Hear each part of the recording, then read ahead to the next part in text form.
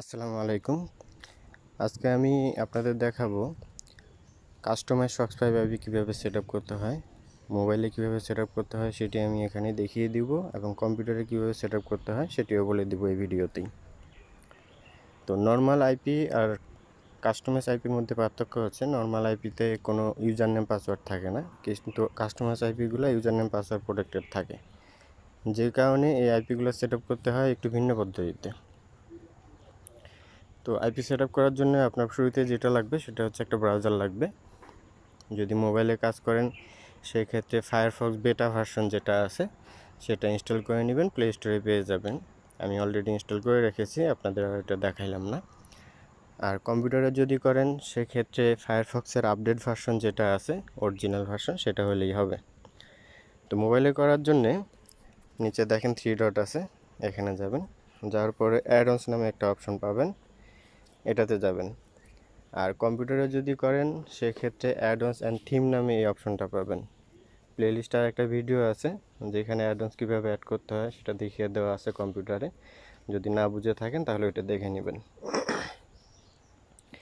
আচ্ছা, এরপরে মোবাইলে দেখে নিচের দিকে গেলে ফক্সজি প্রক্সি স্ট্যান্ডার্ড নামে একটা অ্যাডঅনস পাবেন।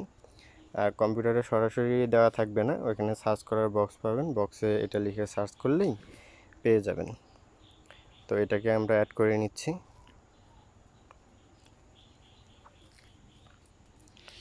ওকে, গট ইট। অ্যাড করা হয়ে গেলে সেটিংয়ে যাবেন। সেটিংয়ে গেলে কম্পিউটারও ঠিক এই ইন্টারফেসটাই দেখতে পাবেন। এরপরে মাঝখানে প্লাস অ্যাড লেখা আছে, এটাতে যাবেন। যাওয়ার পর প্রক্সি টাইপ, এখানে সক্স5। আপনার আইপি যদি এইচটিটিপি হয় সেক্ষেত্রে এইচটিটিপি থাকবে, ঠিক আছে। তো আমরা সক্স5 আইপি সেট আপ করবো, এই জন্য সক্স5 দিলাম। এরপরে প্রক্সি আইপি দিতে হবে। আচ্ছা, আমি অলরেডি একটা আইপি রেডি করে রেখেছি আপনাদের দেখানোর জন্য।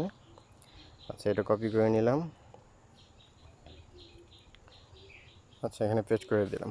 পোর্ট হবে 1.23.24 ইউজার নেম।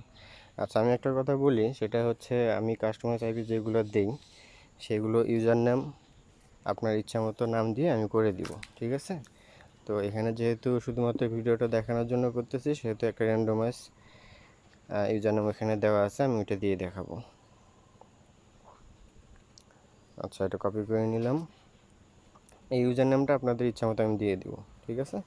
এটা দেওয়ার উদ্দেশ্য হচ্ছে এইটাই যে আপনার আইপিটা শুধুমাত্র আপনার কাছেই, অন্য কারো কাছে নাই, কারণ প্রত্যেকেই তার ইচ্ছা মতো নাম দিয়েই আইপিটা নিবে। তো পাসওয়ার্ডটাও কপি করে নিলাম।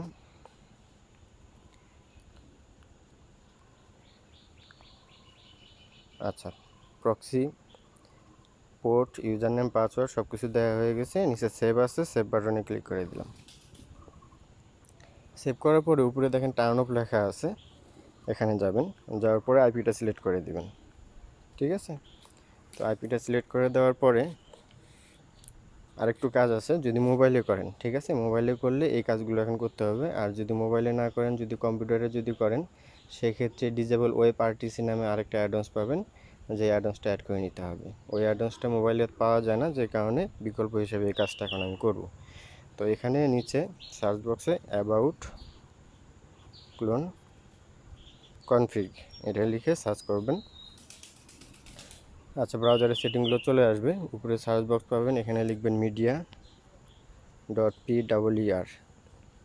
এইটুকু লিখলে মিডিয়া পার কানেকশন অ্যানাবল নামে একটা অপশন পাবেন। এটা নর্মাল অবস্থায় এভাবে ট্রু দেওয়া থাকবে, ঠিক আছে। এটাকে টাচ করবেন, এটা ফলস হয়ে যাবে, এটা ফলস করে নিতে হবে। আচ্ছা, মোটামুটি আইপি সেটআপের কাজ শেষ, এখন শুধুমাত্র বাকি আছে আপনার টাইম জোনটা মিলানোর, ঠিক আছে। তো টাইম জোন মিলানো সম্পর্কে বিস্তারিত আলোচনা করা হয়েছে প্লেলিস্টের যে আইপি সেটআপের আরও 2টা ভিডিও আছে, একটা হচ্ছে কম্পিউটার আইপি সেটআপের ভিডিও আর একটা মোবাইল আইপি সেটআপের ভিডিও। তো কম্পিউটার আইপি সার্ভারের যে ভিডিওটা আছে ওইটাতে টাইম জোন কীভাবে মিলাইতে হয় এই সম্পর্কে বিস্তারিত আলোচনা করা আছে, আমি তারপরেও এখানে একটু বলে দেবো, সমস্যা নেই। তো আমরা এখন আইপিটা একটু চেক করি, আমরা ipscore.com দিয়ে আইপিটা চেক করব।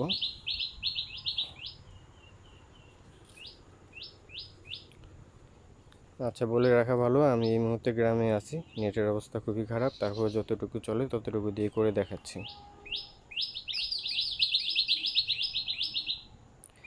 তো দেখেন আইপি স্কোরে এখানে 95% দেখাচ্ছে। ডিফারেন্ট সিস্টেম টাইম অর্থাৎ টাইম জোন আমি এখনও মিলাইনি, যে কারণে -5 পয়েন্ট দেখাচ্ছে। তো টাইম জোন কীভাবে মিলাইতে হয় এটা আপনারা জানেন অলরেডি, এটা নতুন করে দেখাচ্ছি না। তো এখানে দেখেন টাইম জোন নিউ ইয়র্ক দেওয়া আছে, ঠিক আছে। তো নিউ ইয়র্কের টাইম জোন খুব সম্ভবত -4। ফোনে যদি করেন সেক্ষেত্রে টাইম জোনে ওখানে গিয়ে নিউ ইয়র্ক লিখে সার্চ দিলে টাইম জোন পেয়ে যাবেন, ওটা সেট করে দিবেন। তারপর ব্রাউজার কুকিজ ক্যাশ হিস্টোরি এগুলো ক্লিন করলেই দেখবেন যে মিলে গেছে ওটা 100%।